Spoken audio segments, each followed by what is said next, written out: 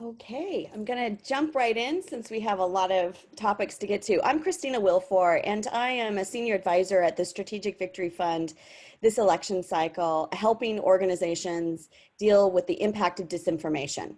Let me say a few words about what we want to talk about today and then hand it to our incredibly talented activist panel who can guide us through some of these challenging issues.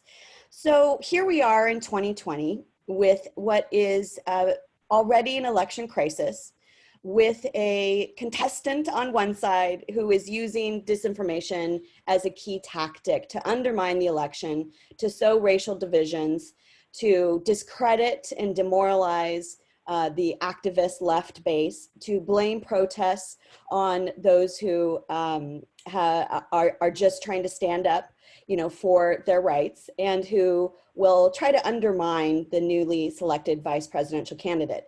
So there's no shortage of issues, and all of those things are made possible by using the tactics of disinformation. And so what we want to do today is unwind some of these thorny topics and really leave you with a sense of, well, what can we do together? There's a lot of academic information, think tanks, investigations around disinformation that could leave your head spinning. So I think for the average person, it can be a bit demoralizing. How do we tackle this topic? How do we prevent the sowing of racial divisions? What can I do to contribute to a climate in which we can have a fair debate, in which the voices of all citizens can be heard? So those are some of the topics we're going to jump right into. Before we do, I just want to define the terms. I think part of the challenge of this topic is that it's also very insider-outsider in the language, which is exclusionary, and it prevents us, I think, from figuring out, one, what's going on, and two, how we can lean into the piece of this that we think we can contribute something positive to.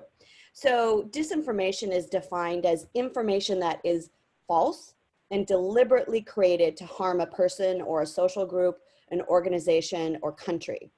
So the challenging part of it is it can be composed of mostly true facts, but stripped of context in order to blend those falsehoods to support the intended message. So the use of this is to cause harm. Malinformation is deliberate publication of private information. So the WikiLeaks from 2016, that is taking information and putting it into the public sphere. Another form of that would be revenge porn, is an example of malinformation.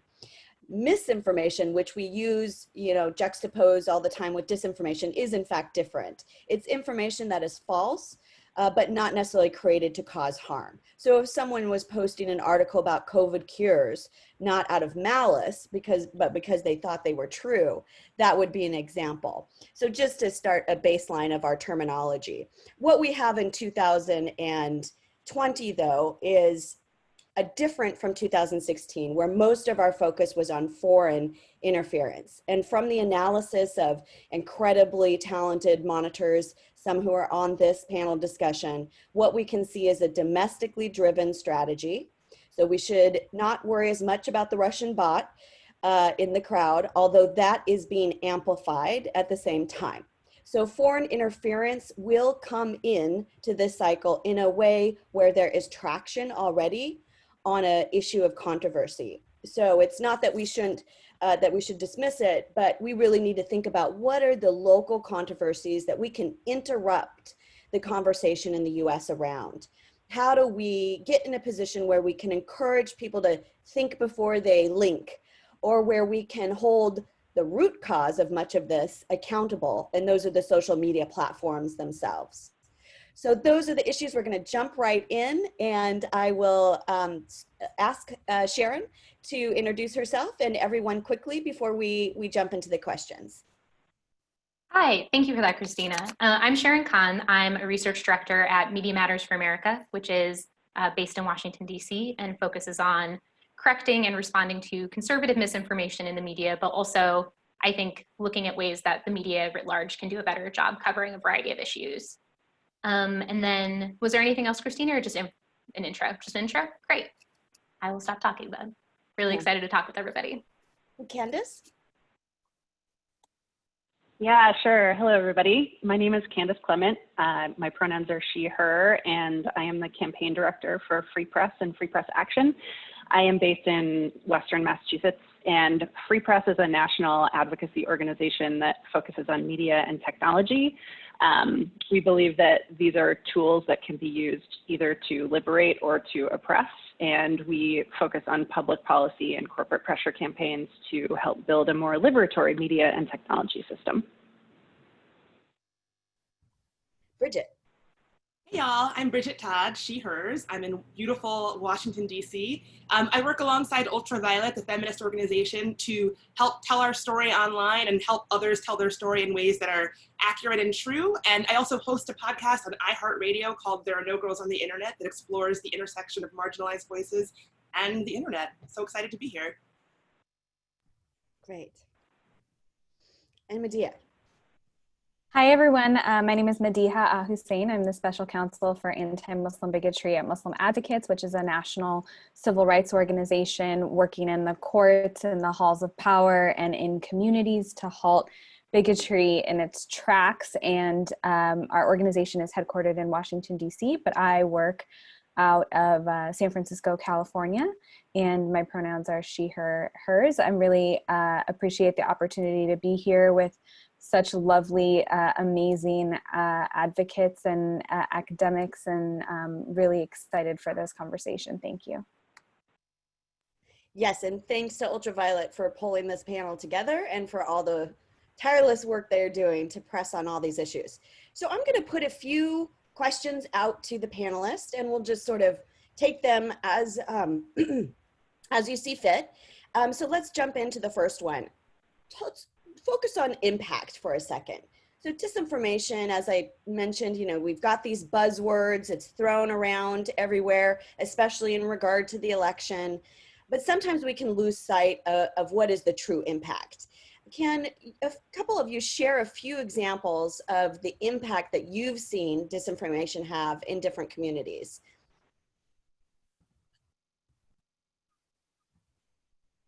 And why don't we start with Medea, who has been looking at this from many different issues of race and the ability for what Muslim Advocates does as an organization to have a fair sort of debate around all of these things. Can you illustrate how this has played out in Asian communities? Yeah, I think that there's this really this is a really important question, because we do often lose sight of the impact that this has on people in the real world, in their real lives, in their day-to-day. And I think that there's been quite a few examples of how we've seen this play out when it comes to anti-Muslim bigotry affecting American Muslims, but affecting really all communities, is this idea that you can use the platform to spread information that can be then leads to violence or leads to the targeting of communities. So to give a few concrete examples, there's widespread use of these platforms by hate groups and white supremacist groups and bad actors, as we would say. And oftentimes we see that, in particular in the context of American Muslims, that these groups are using the platforms to actually organize in-person events, and they're using the rhetoric that's disinformation and all of the things that we traditionally hear as hurled at our communities. They use that to gather support, and they're actually organizing in-person armed rallies and protests outside of mosques, which is infringing on people's right to not only practice their faith freely, but also without fear of being harmed. And so we have countless examples of where individuals are, holding rifles outside of a mosque as people are trying to attend their prayer services. And this is happening on the internet, but it's actually playing out in the real world. And that's one of the biggest concerns that we have, is this link between what's happening behind a computer screen by individuals who believe that they can be safe from any accountability or not be held responsible, but then they are acting in the real world and people are now afraid for their lives. So I think that's one really strong example of the real world impact that this can have. And I could probably talk for hours about other examples, but that's a really strong one that sticks out to us.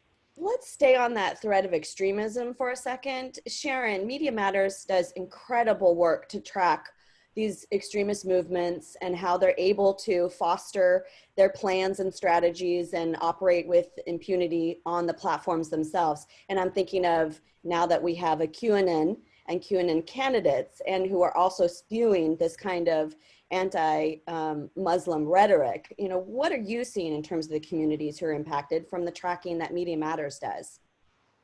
Yeah, I think I would agree with everything that's been said. It's as much sort of organizing online and figuring out ways both to implicitly and explicitly spread misinformation and disinformation. I think something that's worth sort of bracketing in this conversation is the fact that there are people intentionally instigating and attempting to organize, and then there are people who are, for lack of awareness or lack of sort of, I think, having conversations with other people, sharing that information. And that has just as much impact as those who are trying to actively organize.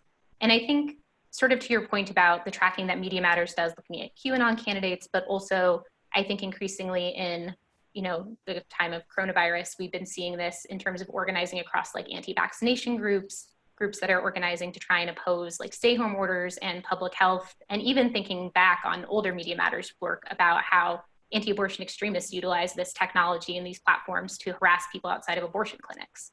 It's all sort of the same tactics, and the way that they're able to operate with impunity on the platforms and organize both in closed groups and in open conversations, I think is something that we're all going to talk about more, but is incredibly important in this conversation.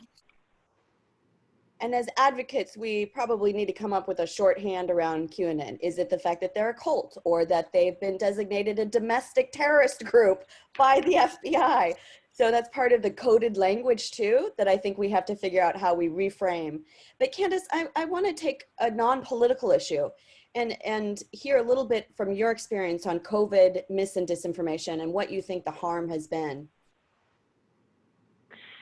Yeah, thanks. And I think some of this stems from a lot of the great research that we've seen from groups like Media Matters. There's sort of this cycle of disinformation that happens where a lot of times these things start on the internet. They start with, extremist fringe groups, often right-wing groups. These things make their way onto Fox, then they end up being trumpeted and repeated by the president. They get reposted all over social media, and we just have this circle that keeps repeating itself. And we really saw the impact of this and still see it to this day around COVID. The early impact of, the language that was being used around the Chinese virus rhetoric, right? Like that led to an increase in hate crimes directed against Asian communities. We know that the communities most impacted by COVID are Black and Brown communities, and COVID has really just exacerbated existing systemic racism in this country. We have anti-maskers and, QAnon lies getting spread about COVID. The people who will get sick and die are disproportionately BIPOC folk. And there was actually a really great paper that was released, I think maybe last month, by Brandy Collins Dexter, who worked for many years at Color of Change, called Canaries in the Coal Mine, that was specifically about COVID misinformation and Black communities, that looked at all the specific ways that COVID misinfo and disinfo spread, which ranged from Black people can't get COVID to various herbal remedies. And you see the ways in which the spread of this is really rooted in the existing systemic racism that already exists, right? Consistent failures by the medical community to protect the health of Black people, which leads to widespread mistrust. And I think that speaks to a little bit of your introduction, Christina, when you were talking about the difference between misinformation and disinformation. We have things that are spread sort of as disinformation, but then they're often repeated as misinformation where, the mistrust that is created in the system creates this vacuum, which just allows all of the disinformation to flood in and be spread by people across the internet. Before we move on, we can't without addressing the largest protest movement in the US history. We've been looking at the social share around this. So from May to June, it was 190 million Black Lives Matter hashtags and associated content around this. So it on and offline, it is an absolutely dominant and important moment in history. And Bridget, what can you tell us? I'm glad that you brought that up. I think it's important to realize, I think it's important to talk about the ways that these attacks are focused on marginalized communities, especially Black folks. You know, I know that we opened the panel with talking about how in 2016, we were really seeing a lot of foreign bad actors, Russian bad actors, you know, causing chaos, trying to disrupt our elections. And when that happened, no community was more of a target than Black social media users, right? So even though that's not really what we're talking about in 2020, we know that Black folks, Black communities are going to be targets of all different kinds of attacks. When it comes to Black Lives Matter, you know, going back to what everyone already said about the ways in which this is not just something that's happening online, it's just very real, in real life consequences that can really, you know, impact people's lives and disrupt their lives. Twitter and other social media platforms have now acknowledged that during the height of the Black Lives Matter, uprisings we saw this summer, bad actors on Twitter accounts were trying to stir up real world chaos, right? Like they would get online and say like, we're gonna go meet at such and such street corner to, you know, burn it down and loot and this and that. And so of course on the news, if you see this, you're gonna think, oh wow, Black Lives Matter, they're really being responsible for property damage. They're really doing this and that. But Twitter actually later confirmed that a few of those accounts who were inciting that kind of, or trying to incite that kind of real world chaos were actually run by white supremacist groups just pretending to be Black Lives Matter activists. And so obviously that has very real world consequences. It's not something that's just happening on a screen. And so I think when we have these conversations, it's important to just point out that Black communities are specific targets. And then, you know, we're already a community that's over surveilled, over policed. When you throw in this kind of chaos, this kind of unpredictable bad actors online, it really is a recipe for real dire consequences that happen offline. So I just wanted to plus one all of the points that have already been made about the impact. Yeah. So let's dig into that aspect a little bit further in terms of root causes. There's several things going on. There's real divisions and real work we have to do in society where those divisions can be exploited on issues of race and gender, class, other status. So that's happening. That's a part of our American system. Then there's the design of the social media platforms themselves and the way that extremism is literally built into the design. And we have evidence from many different pieces of information. One Wall Street Journal expose a few months ago that showed Facebook in particular made the choice that it was more important to have revenue and it was more important to get and maximize profits over addressing any kind of social responsibility. You know, we might need to start thinking about the social media industry and platforms themselves like Big Tobacco. Big Tobacco lied about the effect of its product on people for 30 years and hired lots of well-paid lobbyists to reframe smoking as an individual choice, which is similar to the kind of free speech mantra that is pushed by big tech companies themselves, when in fact we're talking about societal harm. And especially in the context of COVID, we've seen this play out. The choices that they make, the lack of policing the extremism, can not only affect our health, literally life and death, but certainly our elections and the future of this country. So tell me a little bit more about the insights you've gained about whether social media companies are truly interested in tackling these issues. Where have we actually made progress? Are real concessions and changes being made? And then where are things just fundamentally flawed, and what do we do about it? So that's one of probably the toughest questions, but well, I'll throw it out to the panelists, and maybe Sharon too, given Media Matters monitoring of this, can give us some insights. Yeah, I was just thinking about where to sort of start with some of the things that the platforms could be doing better to enforce their misinformation policies. I think the sort of overarching thing to focus on is that we know that the platforms have an incentive towards profit. We know that there's an incentive towards sowing discord because that's something that increases engagements regardless of the type of content. And I think from the perspective of Media Matters, there's sort of two big takeaways. The first is that we know that, I'll speak to Facebook specifically because I think that's the easier example, but not untrue across other platforms, is that we know that conservatives have spent years saying that the platforms are biased against them, even though it is empirically false, and there's tons of evidence to the contrary. But we know that Facebook is willing to hear those arguments and is very concerned about looking like they're being biased, and so are actually operating in the opposite direction. And I think that's a framework to keep in mind because it means that any push towards accountability needs to be done so with knowing that that's the argument we have to contend with. The sort of second thing then is that platform accountability only works if we keep on top of it and we keep them accountable. I think we've seen a lot of examples from Facebook, at least, where they've implemented a fact checker program, or they've done like trusted news partners programs, and all of that stuff is only as good as the actual enforcement of those policies. When the Daily Caller is in your fact checking program, we probably need to be asking some questions. So I think we could all talk about this topic for a while, so I'll stop myself there, but I think those are the big takeaways from a Media Matters perspective.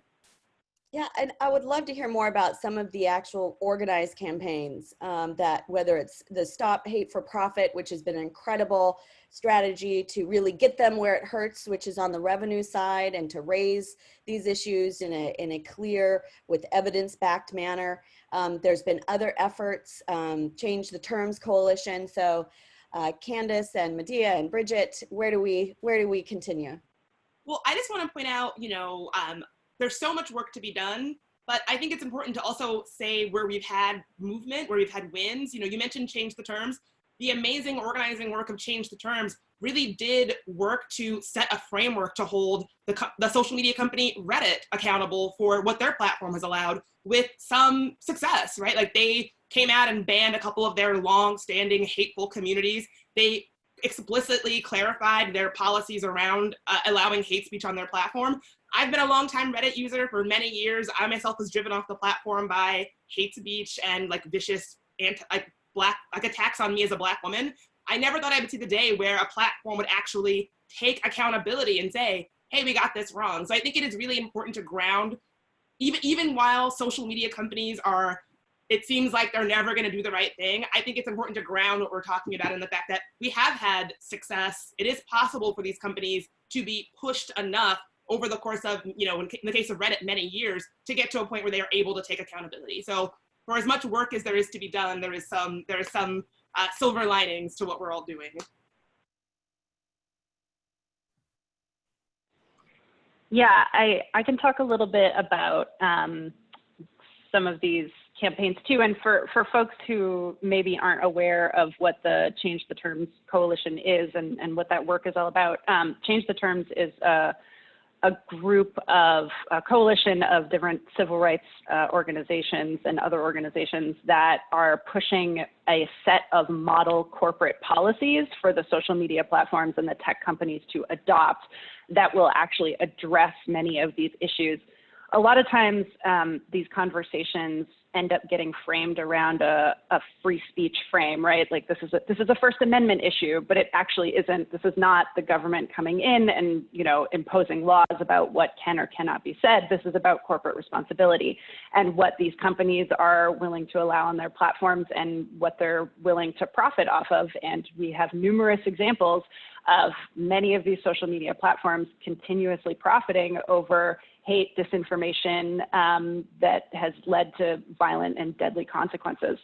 So the model corporate policies focus around, I think it's 5 or 6 different sections that deal with things like enforcement, terms of service, right of appeal, governance and authority, all of these different aspects that essentially put together a roadmap for these companies to address these issues on their platforms. And something I love about this is that a lot of times in these conversations that we end up having with these tech companies, there's sort of almost this like, oh, woe is me, it's too hard. How could we ever possibly stop all of this information?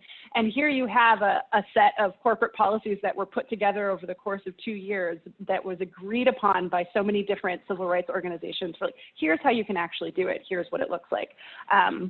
And then in terms of the Facebook ad boycott, that was, an incredibly successful campaign that I think built off of the work that was done by the Change the Terms Coalition and many different civil rights organizations that have been fighting to stop the spread of hate and misinformation in tech companies for a decade. The Facebook ad boycott got over 1,000 companies to boycott advertising for the month of July. And, Mark Zuckerberg essentially tried to write it off and push it off to the side and, say, oh, this isn't really going to hurt our revenue. But we actually saw concrete changes happen, not just at Facebook. We got some concessions in terms of, they suddenly moved to establish a senior level position to oversee civil rights, right? They finally released their, civil rights audit and actually performed terribly according to their own internal audit. But we saw all these changes from other platforms, right? There were the changes from Reddit. We saw Twitter take action. All these things started to happen in very quick succession. And I think a lot of that, came from the sort of the legacy work and organizing that was done by so many different organizations. And it certainly wouldn't have happened without the national uprisings that we were seeing in response to, police violence against Black people. So yeah, there are a lot of campaigns that are out there that I think are having really good success on these fronts. And I think it's important that we put that pressure and we continue to put that pressure on the companies themselves. Yeah, I wanted to jump in and kind of focus in on an example that Candace just mentioned, the civil rights audit that Facebook underwent. And that was sort of a result of a lot of pressure that took place again over the course of time, probably from different organizations, about 1 to 2 years of pushing them towards that direction of doing an audit. And the reason why we, at that time, Muslim advocates and many other organizations were pushing for it, at the time that we did that, the reason was because we thought it would give us a little bit more insight into what was going on. There were countless conversations happening behind the scenes, or Facebook, again, I know we talk a lot about Facebook, but that's because so many of us have worked on Facebook issues for a long time. But this can be true for other companies as well. But the reality is that they were having like these intentionally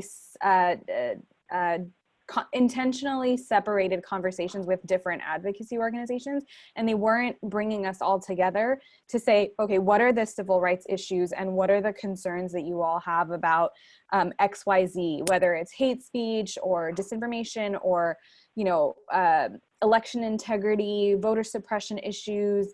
We had bias ads that were being used on Facebook. And so there were a lot of issues that were coming up, but they kept those conversations very segmented. And then there came a point where I think a lot of organizations were having conversations amongst themselves, and we all realized, like, Facebook is trying to dictate how these conversations are going.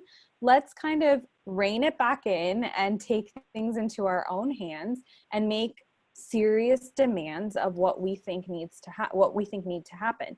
And I think the civil rights audit was one of those overarching ideas that came about because another company, Airbnb, had actually gone through an audit probably the year before or recently before these demands started coming out for Facebook.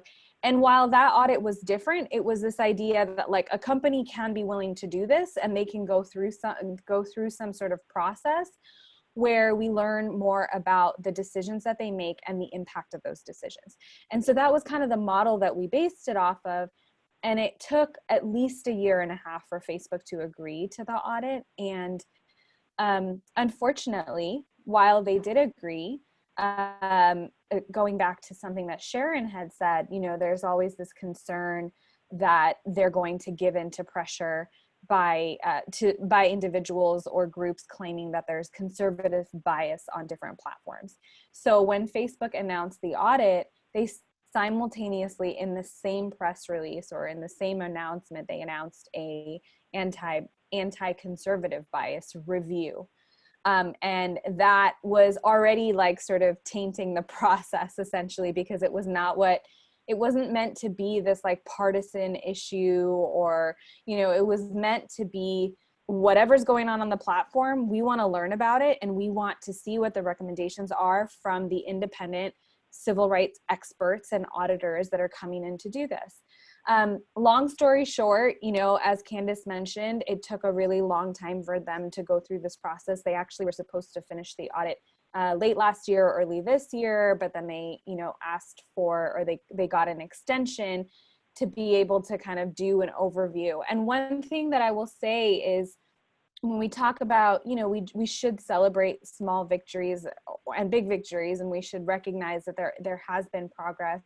And I think what we've seen in the last several weeks, where companies have, Facebook too, actually, even though they were not the first, but Twitter, to take action against the president of this country, who has one of the largest platforms because of his online presence and the way he has used his online presence.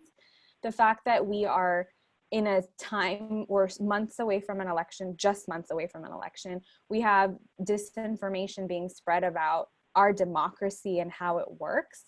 And I think the fact that we have seen companies choose to take a stand, even though it's been years that it took to get to this point, I think that's really, really, really important. And that does not mean that there is not still a lot of work to do, but I just think that that's important to recognize, and it's a true testament to the impact that the work of all of our, you know, advocacy organizations is really having, and the impact that we can have continuing to move forward. Yeah. So to echo back what I'm hearing you say from this, it's this accountability structure. So problems have to be raised, constantly monitored. One, two, this coalition effort then to make public those demands. So it's not just an insider conversation. I also know of the evil ways that Facebook tries to break up and create divisions with coalitions themselves. So that's very intentional. We have to hold strong, not that let that happen. And then we have to look for these small victories and organize around them in order to keep ourselves motivated. I want to raise one more issue before we go on to what we can do as a larger community. But the issue, of course, around Senator Harris's nomination, a historic nomination, and one that we are celebrating in different communities across the world, frankly.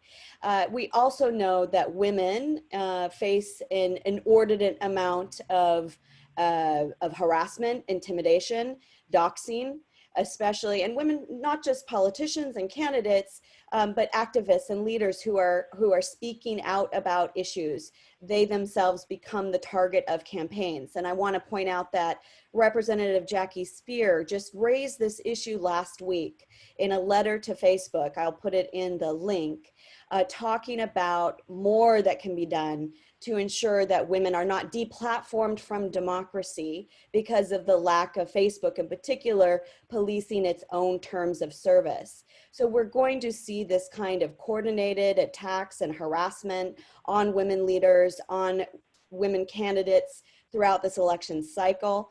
What on this topic is something that you think is important to understand? And I'll just open that up to anyone who has some thoughts. I was on mute, sorry.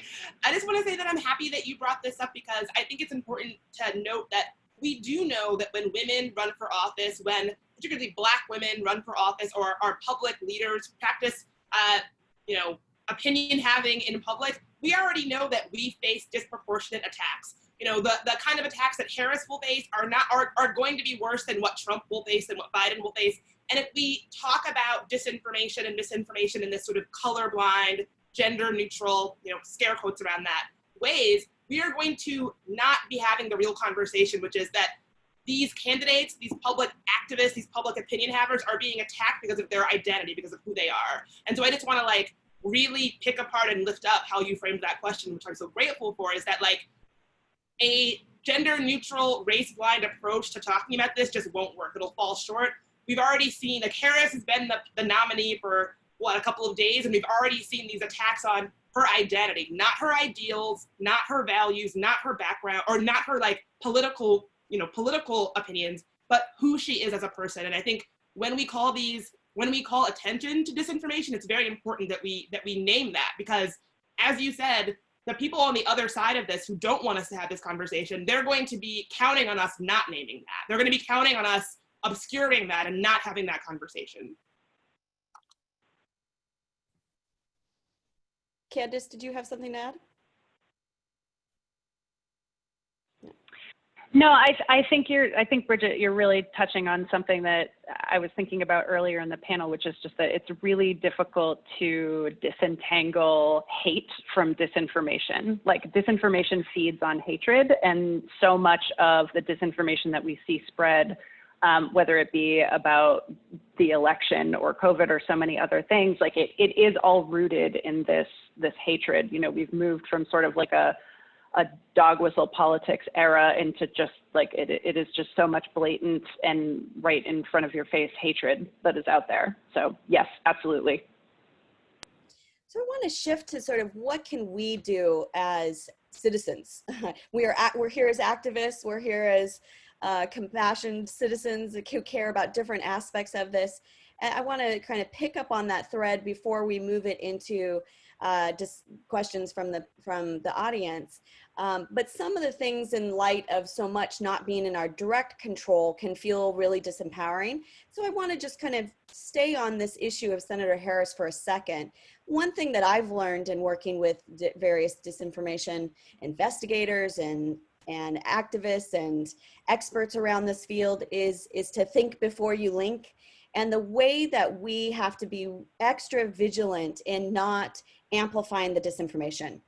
I mean, sort of like the rule, the first rule of Fight Club, you know, don't talk about Fight Club, the first rule of disinformation and the specific things that are being said. We, in our outrage, have to be careful not to link to that article. It rewards the algorithms, or carry the messages. You know, George Lakoff, as a linguist, I always go back to his book, Don't Think of an Elephant, is the name of it, to talk about the frames and the words that we use. So if we say, you know, Breitbart is attacking Harris for being a hypocrite and a phony and inauthentic, you know, and then we express our outrage in the comment to the article that we just linked, we're really carrying those messages of inauthenticity. So the counter punch here is really to be on offensive messaging for much of this and not take the bait.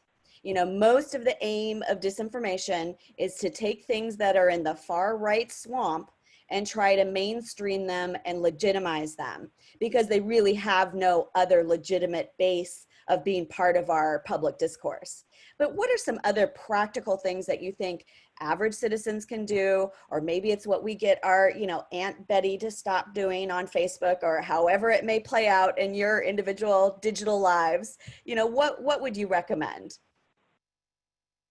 I would say the number one way that just everyday folks on social media can do to inoculate their communities and themselves against disinformation is to really become a trusted source of accurate information and positive information, right? As you said, I would say that 9 times out of 10, these like attacks that are based in nonsense, it's not worth amplifying them, even to disagree with them, right? So don't do that. Instead, focus on having folks in your community, in your circle, on social media and off, see you as a trusted source of positive, accurate information that you amplify and uplift. And the more people do that, the more people say, I don't know what Trump is tweeting, who cares? What you really need to know about is the dates for voting, or, you know, the rules around vote by mail, and here's accurate information about Harris's stances, right? If we can, you know, deputize regular everyday folks into those positions of being seen as a trusted authority in their community, that can be one really good thing that we can all do to help, you know, curb this disinformation in light of the fact that these social media companies seem so unwilling to act. So we don't need to wait for them to step up and do the right thing. Like, we don't need to wait for Mark Zuckerberg to actually take this seriously. We can all sort of step into these leadership positions ourselves. Yeah, I really love it. Oh, go ahead. No, I was just going to say, I think what Bridget is highlighting is this idea, like, it exists in the legal field as well, which is if you have bad speech and harmful speech, you respond to that with more speech. And so it's this idea of counter speech and finding ways to not uplift the bad speech and the disinformation, but instead put out the accurate information, put out the things that people really need to know about what, you know, the dates of the election, or, you know, the mail-in process or the drop-off process, or whatever it is that people are concerned about. If we drown out the bad speech with enough accurate information, then we're doing a huge service to society at large. And I was also going to just quickly add that I think another really important piece of this is that we know that companies often respond and act to public pressure. And so use our organizations as a resource for you. So if we can, if you can share with us the experiences that you're having, whether it's about disinformation, or if you've tried to report content and it wasn't successful, even though you think something shouldn't be on the platforms, let us know so that we can then use that in our advocacy, because they do respond to public pressure. Sometimes it takes years and sometimes it's really frustrating, but that is one additional avenue to, like, you know, leave us, let us help you in trying to amplify the issues that you're facing on the platforms. Yeah, I was just going to say that I really love Bridget's comment, but I love both of those comments, and I think they're such good advice. So I'm glad that I'm going after both of you now. I think the thing that I would add to that is that not only should you think before you share information and always be amplifying sort of your messaging and your sort of accurate points, because those are always going to be more effective in debunking inaccurate information than sort of arguing on someone else's terms, is also just to be your own fact checker. Verify things before you share them. You know, if something seems too good to be true, it often is, especially when you see things like quotes or viral statistics going around online. So in addition to not rewarding the algorithm by feeding into controversy or sharing inaccurate information in the hopes of debunking it, also verify things before you share them or before putting them out. And if you do accidentally, you know, share misinformation like that, that's why it's misinformation. You didn't intend to, but the important thing is to then correct yourself and, you know, be willing to have that conversation with people and make sure that you're not contributing to the spread further. Yeah, I love all of this, and I think of this in sort of the yes and perspective. So yes to all of this, and I think as individuals we can keep putting that pressure on the companies to hold them accountable. I've been thinking a lot about disinformation in a manner similar to how we think about climate change, right? There are individual actions that each of us can and should take to stop it. We should recycle, we should bike when we can and not drive cars, like all of those things. And we know that the seismic shift that is required to actually address this is going to require the companies to actually put in the work and do the work. The onus can't be on individuals all the time. Like, I love that Twitter put out a feature or is testing a feature that's like, do you want to retweet this before you read it? Do you want to read it first? Like, that's great. And it shouldn't be on individuals all of the time to stop, especially the hate, the disinformation, the incredibly toxic content that they continue to profit off of. Yeah, I could not agree with you more. I've had the opportunity to help women run for office outside of the US.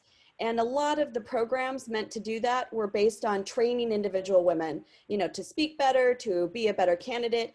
Well, that doesn't get at the root cause of the barriers that are in the way systematically against women from being able to participate politically. So it's sort of the same. We have to get to these root causes while also trying to emphasize practical things that we can do. So it requires, you know, that parallel approach.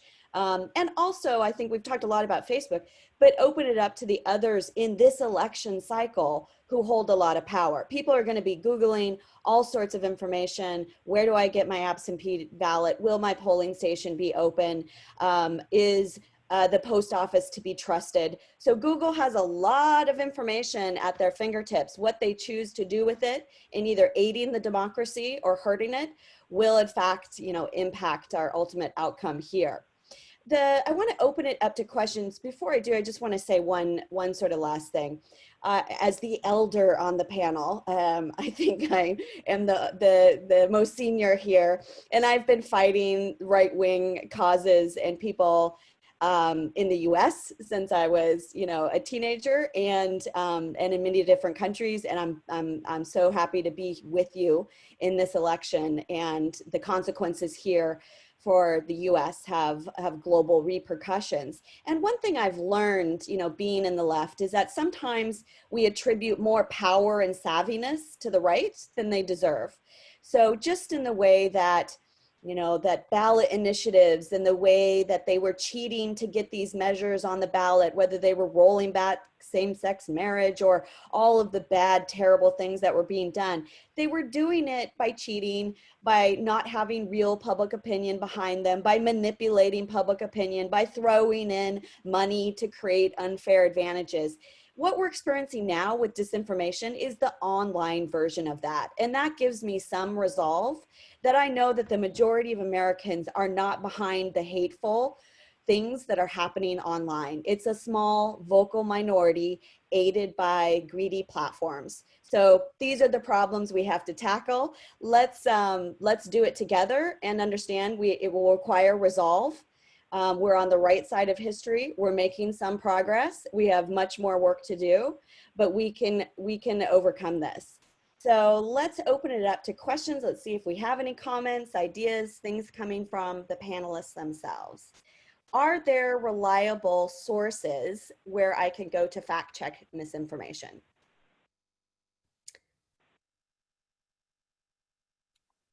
I think a couple of things there. One is that depending on the type of information you're trying to verify, there's sort of different sources that might be more helpful.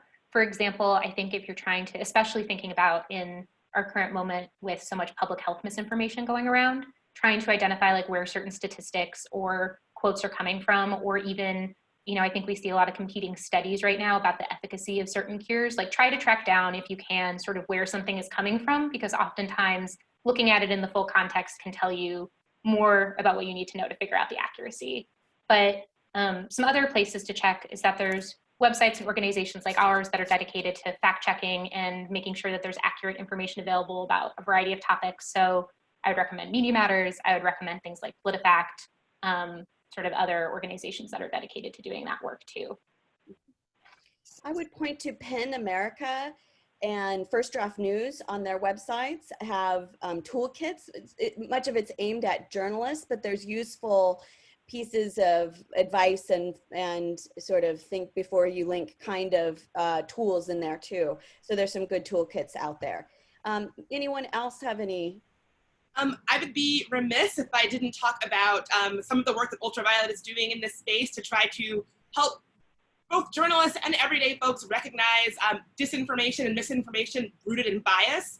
We just put together a guide working with groups like Planned Parenthood and Emily's List and many, many others that we're very grateful for, to put together a really easy resource guide for folks to understand and identify when a news source or a thing online is repeating or is perpetuating bias by, using things like, saying urban when they mean black, or when there's a female candidate talking about how she has a shrill voice, which we've already seen with Harris, or talking about the way her voice sounds as opposed to what she has to say.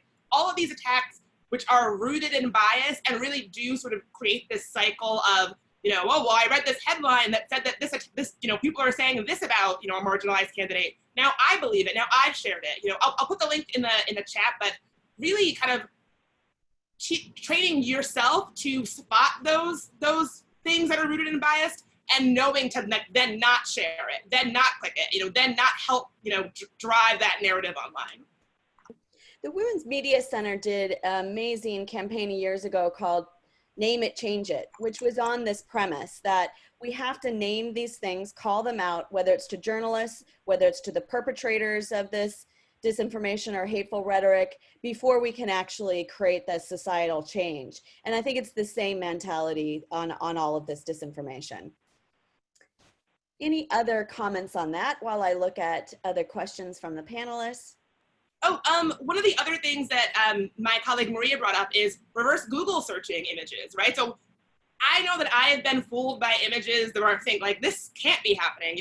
throw it in a reverse Google search, right? Like before you share it, things like checking the date on different things. Like how many of y'all will see something that comes across your Facebook feed and you're thinking like, oh, I thought Nelson Mandela already died. And it's like, you know, oh, it's an old article, you know, putting old articles back in the news feed that now have a different context if they're shared today as when they were first published. Just really be savvy. You know, Google is your friend. Make sure that you're checking these things before you hit share. All excellent advice. Right. Are there other things in light of the mis and disinformation around elections that you can point to, trusted sources that we'll want to make sure that we emphasize? How do you see this applied to the election, and what are some of the either groups or tactics or things that you would recommend around how we engage in this election cycle? At Muslim Advocates, we don't have a specific focus on elections, like particularly, but I wanted to mention something that came up before that I think is going to continue to be an issue. You know, Christina, you opened the conversation by talking about how in 2016 we were kind of dealing with a different situation, and now here we are, and we are days, months, weeks away from election. But we're seeing it kind of manifest in different ways. And I think that one thing that we're really concerned about, and we're already seeing it, is just the intentional creation of division amongst Americans. So it's this, that was happening from abroad before, but now it's going to continue to happen here. And it's already been an issue, but it's kind of this idea that we're playing off of disinformation, harmful stereotypes, and other types of dehumanizing language and threats and things like that, that we see that polarize people, and that's going to contribute to the discourse, which will ultimately take away from what we need to be focused on, which is the issues. And kind of, I think Bridget kind of mentioned this when talking about, you know, the VP candidate, and how the idea that we can focus on her identity rather than focusing on her issues, her politics. And that's the kind of stuff that we're going to keep seeing. And I think we're particularly concerned also about, you know, we obviously have a presidential election, but there are local elections that take place as well. And we've seen that especially in the context of local elections, that these same types of tactics, so misinformation, disinformation, as well as kind of the harmful stereotypes and rhetoric, are used against local public officials or you know, people running for office, against Muslims, for example. And we've seen it, like Muslim public officials are constantly dealing with death threats on platforms. And that is because it's like this strategy of trying to get them out of their opportunities to participate in civic life. And people don't want them to participate in civic life. And so I think that there's kind of this broad impact that we're going to be concerned about, of course, because it's a national presidential election, but then we also see it trickle down into local elections as well. And I think that's something to kind of keep an eye out for and be mindful of as you continue to see and engage in this, you know, online discourse that we know is going to happen over the next several months. We get a lot of questions at the Strategic Victory Fund when the newest, you know, conspiracy video pops up and activists say, like, how do we take this down? You know, and things that are clearly dangerous and actually violate terms of service. And the answer is, we won't have luck necessarily taking it down. A lot of these things go viral very quickly. And so the best interrupter of the conspiracy theories is to build trust. You know, that those kinds of conspiracies build and thrive in environments of fear and distrust. So our more powerful tools as advocates in the communities that we have relationships with is to strengthen that trust and be the messenger to try to interrupt these damaging kinds of information tactics. So lots of work ahead for us. We have just a couple minutes left. I'm going to ask each panelist to close out with just one remaining thought, something either you want to put emphasis on that we've already addressed, one piece of action perhaps you want to instill upon the audience, or just any closing thoughts about where we go from here.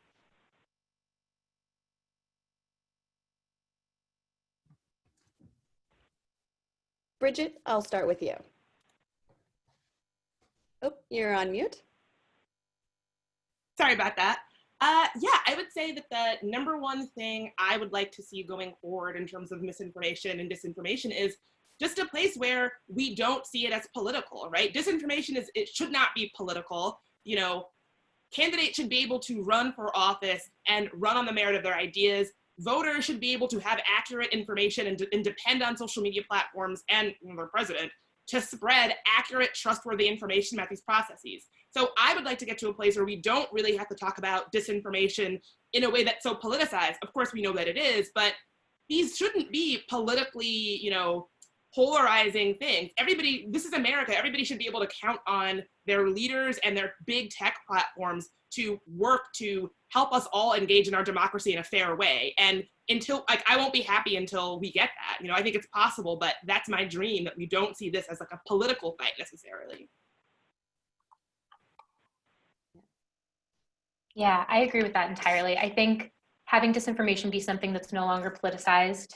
And then I would add to that also getting to a point, Media Matters spends a lot of time thinking about the intersection between, that moment where disinformation becomes misinformation because people, pick it up and spread it either unknowingly or just without the proper context. And so I would love to see us get to a place where everyone has the tools and sort of the space to be critical consumers of information or identify those trusted people in their lives who can help them kind of vet information and then sort of cut down on the amount of like misinformation that's spread, because we know that bad actors aren't going to stop trying to spread things that aren't right, but we can make ourselves better consumers of information in the future. I'll just add that I think that we're at a really critical moment in our country's history when it comes to everything that we've seen over the last several months. Not only do we have a global pandemic, but we've also had a significant uprising on issues that have been challenging the Black community for decades. And it's about time that we've had these conversations. And I think that the online world has a really important role to play, and that the companies have a really important role to play in this public discourse. But it's going to be, unfortunately, it's going to be on us to continue to make sure that they're doing what they can to keep all users safe. And I think that, we've made baby steps towards holding them accountable for that, but there's obviously still a lot more to be done. But I'm glad to be in the company of such great advocates who are doing really, really awesome things.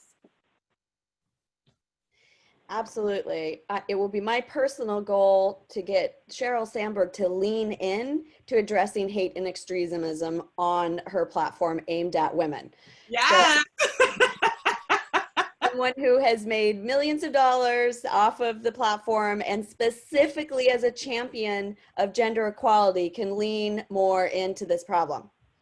So with that, I will ask those who would like to share their contact information. I have some great resources under my umbrella at the Strategic Victory Fund, and I would be happy to share some of that, link people. We are doing smart social listening trainings and other work with GQR and Media Matters and many organizations who are here, and we'd like to continue the conversation. So I will put my information there and encourage you to put yours. And probably it's already on the Netroots page. But I want to thank everybody for taking not only part of your Saturday, but for being the kind of people I am proud to be on a panel with because of your dedication to the cause and your savviness. And everybody needs to listen to Bridget's podcast also. She put a link there. So thanks everyone. Keep up the fight. Keep up the good work. Take care. Thank you all.